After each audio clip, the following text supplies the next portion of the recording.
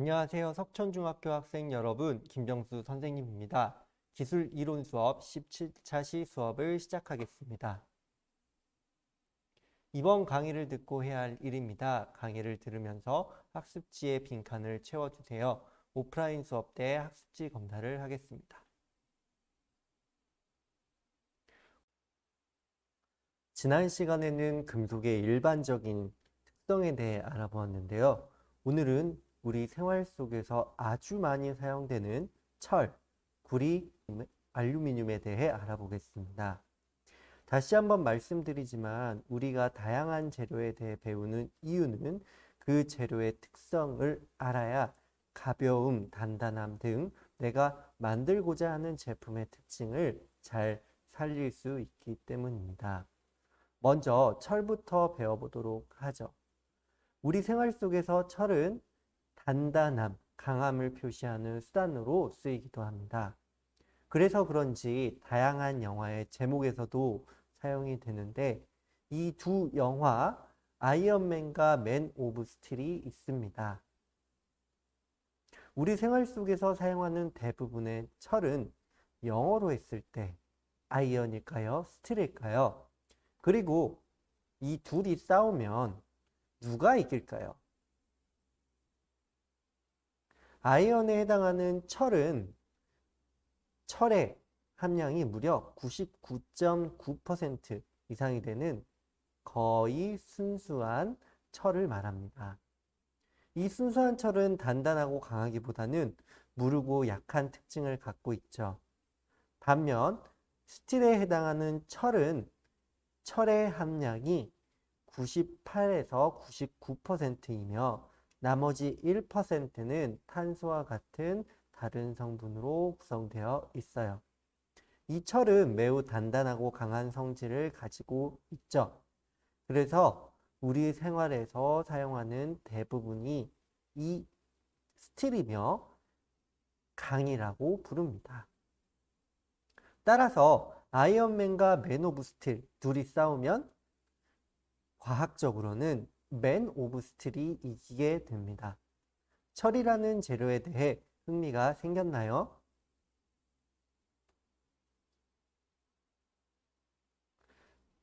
철에 대한 사실을 알아가는 첫 번째 단계, 철의 생산 과정을 살펴보겠습니다. 철은 일반적으로 제철소라는 곳에서 만들어지는데요. 제선, 제강, 압연의 과정을 거칩니다. 먼저 제선은 철광석을 녹여 선철이라는 것을 만들어내는 과정을 말합니다. 철이 포함된 철광석과 석회석, 코크스라는 것을 용광로에 넣고 높은 온도로 녹이는데요. 그림과 같이 공기를 매우 많이 넣으면 약 1500도까지 높입니다. 그러면 슬래그라는 불순물이 분리가 되고 순도가 비교적 높은 철을 얻을 수 있게 되죠. 여기서 석회석은 철의 불순물을 제거하는 역할을 해주고요. 코크스는 아주 타기 좋게 동글게 가공한 석탄인데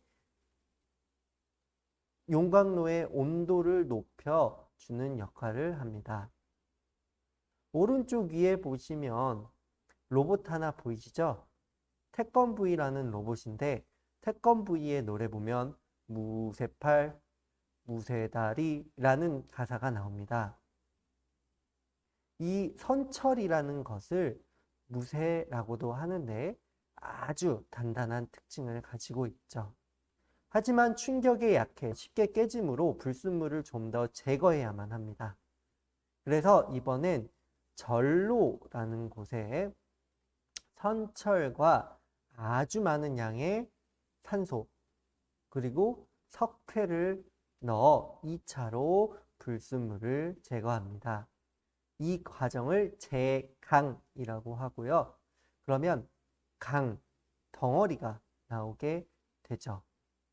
이 강은 건축물이나 제품의 재료로 사용하기 쉬운 형태로 가공하는데 이것을 압연이라고 합니다. 무언가로 꾹 눌러서 형태를 만들죠. 이렇게 철을 만드는 과정은 끝이 납니다. 철은 탄소 함량에 따라 순철, 탄소강, 주철로 나누는데요. 거의 순수한 철에 해당하는 순철의 탄소 함량은 0.25% 미만입니다. 연하고 전기가 잘 통해 이 전신주 같은 곳에 사용이 됩니다만 다른 철에 비해 많이 쓰이는 편은 아닙니다. 약간의 탄소를 포함한 탄소광은 탄소 함량이 0.25%에서 2.0%인데요. 강도와 경도가 좋아 집을 지을 때 사용하는 철근, 기찻길에 사용되는 레일, 그리고 볼트, 망치, 머리 등 아주 많은 부분에 사용됩니다. 좀 더 많은 탄소를 포함하는 주철은 탄소 함량이 2.0에서 6.67%나 되는데요. 탄소를 많이 포함해서 매우 단단하고 녹여서 틀에 넣어 복잡한 모양으로 만들 수 있기 때문에 자동차 엔진과 같은 복잡한 모양의 물건을 만드는 데 사용됩니다.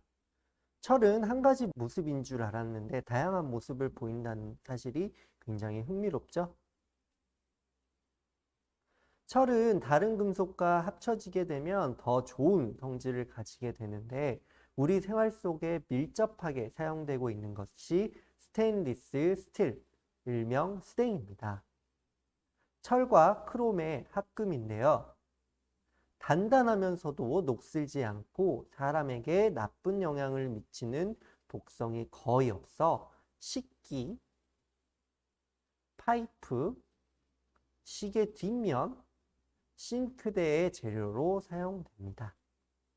스테인리스 스틸 보이시죠? 시계 뒷면에. 자, 철에 대해서는 이 정도까지 알아보고요.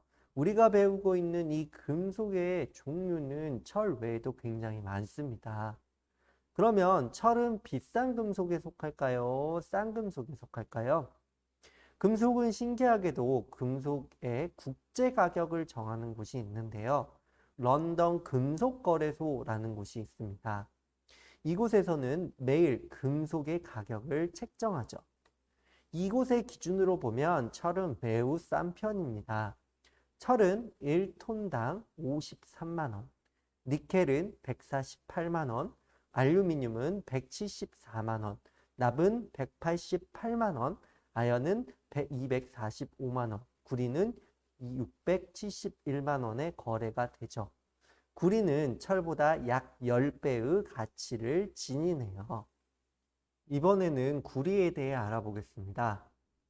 구리의 원소 기호는 편의점 이름과 같은 CU인데요. 신기하게 우리나라 말에 구리의 구에서 유래되었다고 할 만큼 원소 기호가 구자와 일치합니다. 구리는 영어로 코퍼이기 때문에 원소 기호로 CO라 할 수 있었을 텐데요. 사실 구리는 라틴어 구리어에서 따온 겁니다. 라틴어 쿠프륨으로부터 구리의 원소 기호는 CU가 된 것이니 오해하지 마세요. 구리의 생산 과정을 알아보겠습니다. 구리가 철보다 10배 비싸다고 했죠? 그 이유는 생산 과정에 있습니다. 자연에 있는 구리는 자연에 매우 분포해 있어 그나마 함량이 높은 황동석이라는 것을 원재료로 사용합니다. 딱 2% 포함하고 있죠. 이것을 99.9%까지 높여야 하기 때문에 과정이 복잡하며 따라서 구리의 가격이 비싸집니다. 똥색의 황동석을 일단 가루 형태로 분쇄하고 여기에 기름을 섞어 거품 형태로 만듭니다. 거품 속에는 구리 성분이 많이 있으므로 이 거품을 걷어서 열을 가해 분말 형태로 만듭니다. 그러면 구리의 함유량이 25%로 증가하죠. 여기에 불순물을 제거하기 위해 이 모래와 석회석을 넣고 철을 생산하는 과정처럼 녹입니다. 그러면 구리의 함량이 99%까지 올라가며 이 조동이 만들어집니다. 그리고 전기를 가해 순수한 구리를 만드는 전기 분해라는 과정을 거치죠. 그러면 99.9%의 구리가 만들어집니다. 구리는 순도가 높을수록 제품을 만들 때 사용하기 좋으므로 99.9999999%의 구리일수록 비싸게 팔립니다. 이것이 기술의 차이죠. 이 구리는 전기가 잘 통해 컴퓨터 회로나 전선에 많이 쓰이고요. 또한 열이 잘 통하기 때문에 고급 식기로 사용됩니다.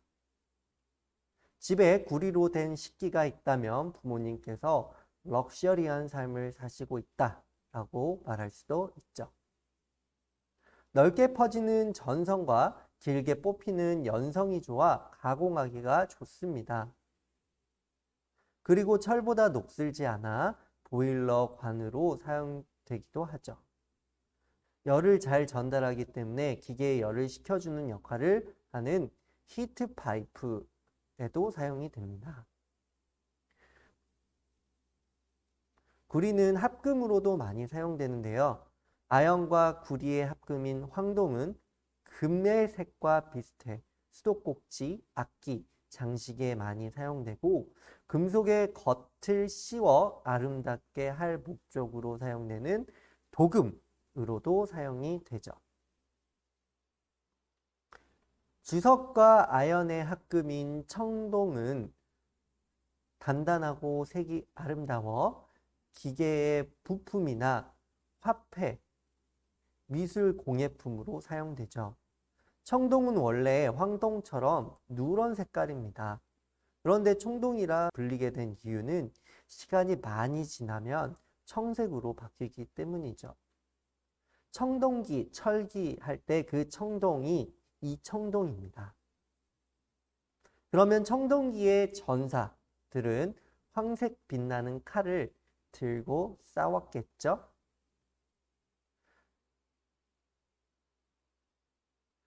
구리는 우리가 사용하고 있는 동전에도 사용됩니다.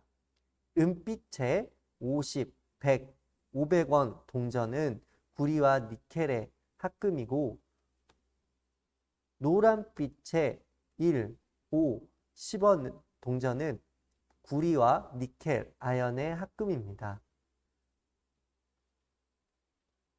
금속 가격이 비싸다 보니 100원 동전 소재 가격은 100원을 넘기게 되죠.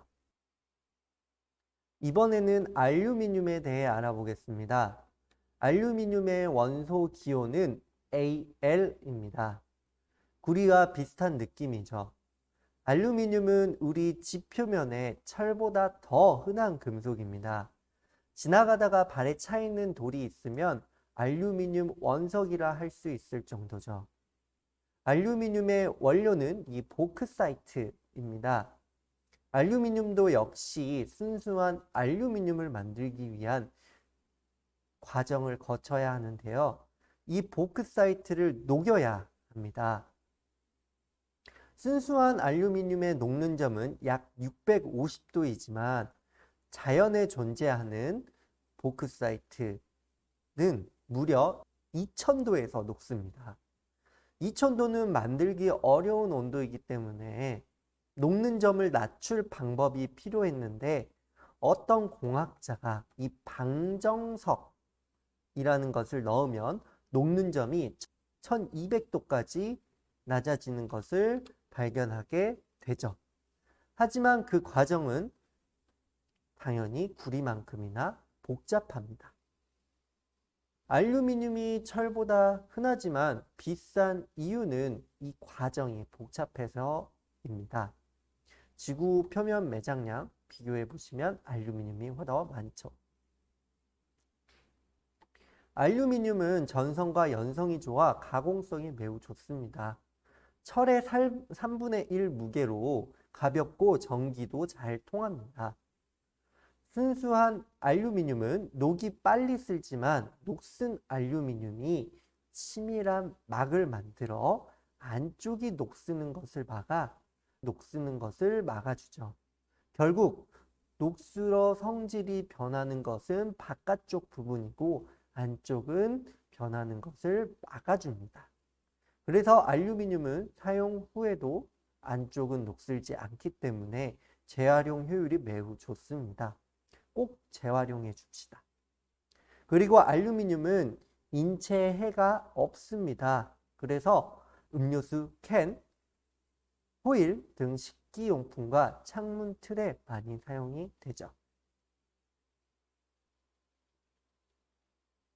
순수한 알루미늄은 그 자체로도 좋지만 약한 금속에 속합니다.